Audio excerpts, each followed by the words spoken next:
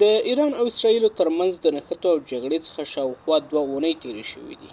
د طالبانو تر ادارې لاندې د کډوالو راستنیدونکو چارو وزارت یوې سرچینې ویلي چې هیواد ته د کډوالو راستنیدل په دې 2 اونۍ کې د پام وړ زیات شوي او شاوخوا 10 چندو ته رسیدلي دي.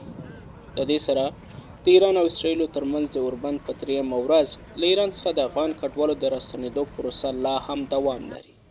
د طالبانو ویاند ذبیح الله مجاهد امو ته منلې ده چې یوازې په یوه ورځ کې له 10,000 څخه ډیر افغان کډوال له ایران څخه د اسلام قلعه پولې له لارې هیواد ته راستنه شوي دي.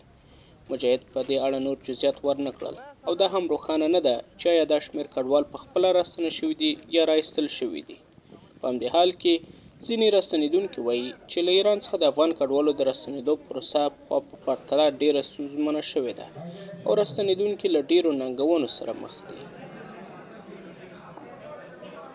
در کمپ مهاجرین که اقامت داشتم، جایی که با کمبود امکانات اولیه، ازدحام جمعیت و شرایط دشوار البته روبرو بودیم. در کمپ صدها خانواده دیگر نیز حضور داشتند که منتظر انتقال به مناطق خود بودند.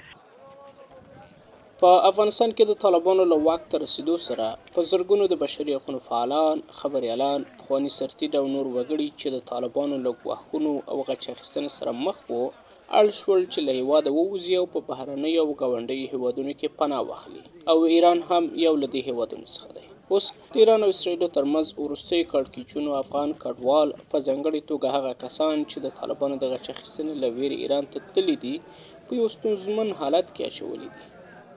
بنابر تهدید، رعب، وحشت و جنایت گروه تروریستی طالبان مجبور به مهاجرت به کشورهای همسایه به خصوص ایران شده بودند که با برگشت اجباری اینا دوباره به کشور میتونه جانای اینا رو به خطر بیاندازه.